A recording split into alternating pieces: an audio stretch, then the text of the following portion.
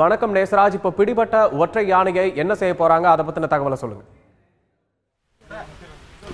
நாம் இங்கு வெள்ளலூர் பகுதியில் உள்ள குப்புசாமி தோட்டத்தில் நின்று கொண்டிருக்கிறோம். இந்த இடத்துல பார்த்தீங்கன்னா கும்கி யானையை கும்கி யானை உதவியுடன் இந்த காட்டு யானை பிடிக்கப்பட்டுள்ளது.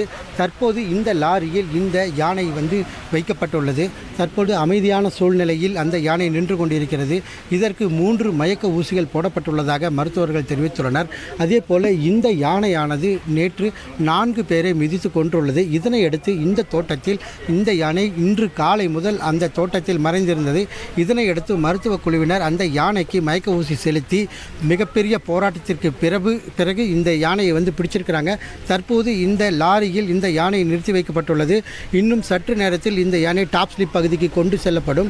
ஆனால் இந்த யானையை காட்டுக்குள் அனுப்புவதா அல்லது கும்கியாக மாற்றுவதா என அதிகாரிகள் முடிவு செய்வார்கள் என தெரிவித்துள்ளனர்.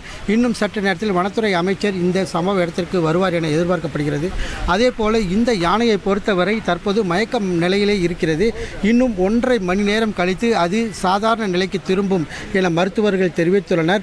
மயக்க நிலையிலே உள்ளதால் இந்த யானையின் காலுக்கு அடியில் கட்டையை வைத்து கயிறு போட்டு கட்டியுள்ளனர். இந்த யானை நின்று கொண்டிருக்கிறது. இதை வனத்துறை அதிகாரிகள் மற்றும் மருத்துவ குழுவினர் கண்காணிச்சுட்டு வர்றாங்க.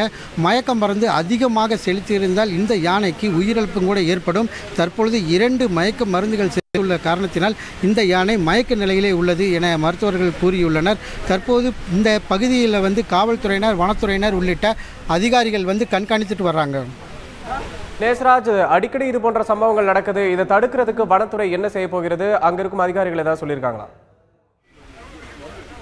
மாவட்ட நிர்வாகத்தை பொறுத்த வரைக்கும் முக்கியமான ஒன்று மேற்கு தொடர்ச்சி மலையில் ஆக்கிரமிப்பு அதிகமாக இருக்குது. மேற்கு தொடர்ச்சி மலையில் இருந்து யானைகள் உணவு தண்ணீருக்காக தேடி ஊருக்குள் வருகிறது. இதை உடனடியாக தடுக்க வேண்டும். மாவட்ட நிர்வாகம் இதுவரை எந்த நடவடிக்கையும் எடுக்கவில்லை என்கின்ற மிகப்பெரிய குற்றச்சாட்டும் உள்ளது. அதே போல் மேற்கு தொடர்ச்சி மலையில் மயில்கல் அடிக்கடி இந்த யானைகள் அந்த பகுதிக்கு வரும்.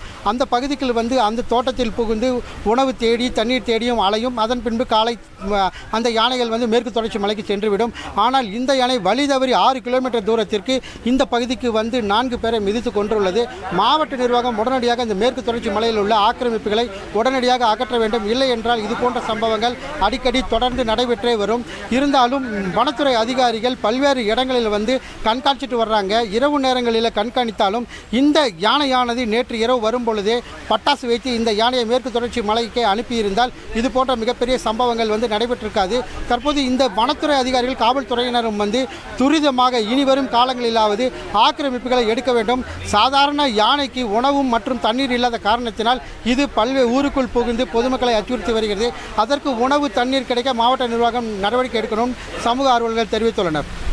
உங்களுடைய தகவல்களுக்கு நன்றி நேசராஜ்.